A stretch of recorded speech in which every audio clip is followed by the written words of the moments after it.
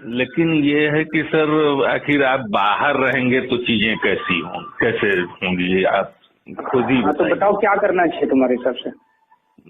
अब तो सर चीजें कहाँ तक पहुंची हैं ये कुछ आइडिया नहीं मुझे लग पा रहा है, लेकिन ये है कि मैं एक चीज बस जानता हूं कि आप में वो कैपेबिलिटी है। मैं देख रहा था कि आप नेक्स्ट बड़ा काम कर सकते हो, और ये भी देख रहा था कि उसमें कुछ लोगों की महती भूमिका आपके साथ हो सकती है, वो योगेंद्र, प्रशांत, आनंद, सारे लोगों की, और सब लोग आपको नेता मानते हैं, इसमें भी मैंने कभी कोई दो राय नहीं पाया। दूसरी टीम मैं ये मानता हूं कि उन लोगों के कंपैरिजन में उतनी इफिशिएंट तो नहीं दिख रही है। अब ये है कि आप और लीडर का मतलब होता है कि वो विभिन्न धारा के लोगों को एक साथ खींच के आकर्षित करके अपने साथ लेके चल दे। अगर ये चीज डेवलप है और ये आपने कर ली तो मैं दावे के साथ कह सकता हूँ इस देश में वैक्यूम है। मोदी का के बस की चीज नहीं है, उसे आपने दिल्ली में हरा के दिखा दिया। आप उससे बड़े नेता बन के उभर सकते हो।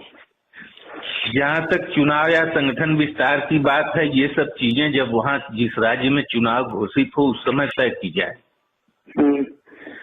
और आप भरोसा रखो, मैं उन लोगों से भी मिलता हूँ, कभी भी उन्होंने ये नहीं सोचा होगा कि अरविंद को रिप्लेस करके हमें लीडर बनना है।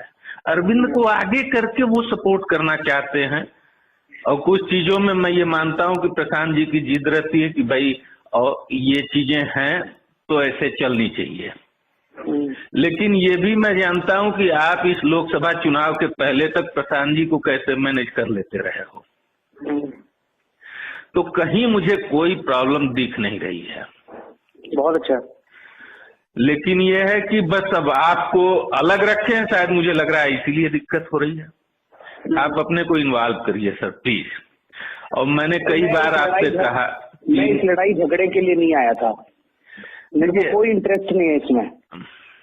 आप प्रशांत भूषण और योगेंद्र यादव के साथ आप मिलकर काम कीजिए, आपको मेरी बहुत बहुत शुभकामनाएं। मैं इस लड़ाई झगड़े के लिए नहीं आया था। अगर जरूरत पड़ी तो मैं आम आदमी पार्टी छोड़ के अलग पार्टी बनाने की सोच रहा हूँ। आप लोग संभालिए आम आदमी पार्टी, बहुत अच्छी टीम है। प्रोफेसर आनंद कुमार, पिछले 4 दिन में प्रोफेसर आनंद कुमार और अजीत झा, मतलब उन्होंने कहा आरटीआई लागू करो, हमने आरटीआई लागू कर, हमने कहा ठीक है तैयार है, बातचीत चल रही है अभी दोनों गुटों में। उन्होंने कहा वॉलंटियर पार्टिसिपेट, हमने सारी बातें उनकी मान ली। अब कल वो कहते हैं ये तो हम बार्गेनिंग कर रहे थे, हमारा ये इन चीजों में तो इंटरेस्ट ही। तुम लोग क्या बार्गेनिंग कर रहे हो? तुम लोग इतने घटिया किस्म के इंसान हो तुम लोग, जो कम कैपेबिलिटी वाली हमारी टीम कह रहे हो ना, ये प्योर आदमी है हमारे में क्षमता कम हो सकती है लेकिन हम दिल के काले नहीं है। ये लोग दिल के काले और ये लोग 1 नंबर के। तो आपको शुभकामनाएं उमेश। सर ऐसा मत समझिए। सुनिए मेरे को इसके ऊपर और कोई चर्चा नहीं करनी है, इसलिए मैंने अलग कर रखा है। अब ये देख लेते हैं क्या करने हैं, नहीं तो मैं अपने 67 एमएलए लेके अलग हो जाऊंगा। आप लोग चलाइए आम आदमी पार्टी, मेरे को कोई लेना देना नहीं हमारी। प्लीज देखिए, बात ये मेरी आपकी नहीं है सर, बात इस देश की। ये क्या तमाशा है आपका कि सारे मिलके चलो, उनसे जाके बात करो ना। तुम्हारी अच्छी टीम जो कह रहे हो, उन्होंने हमें हराने में कोई कसर नहीं छोड़ी दिल्ली चुनाव के अंदर। उनको अब साथ लेके चले। किसी और पार्टी में होते उनके पीछे लात मार के उन पार्टी से बाहर निकाल। वो 1 नंबर के, तुम्हें पता नहीं है वो क्या है। सर इतना नजदीक से तो मैं नहीं देख पा रहा हूँ, मैं समझ पा रहा हूँ। तो फिर मत बोलिए अगर नहीं देख पा रहे हैं तो। ठीक है, सॉरी सर अगर मेरी बात से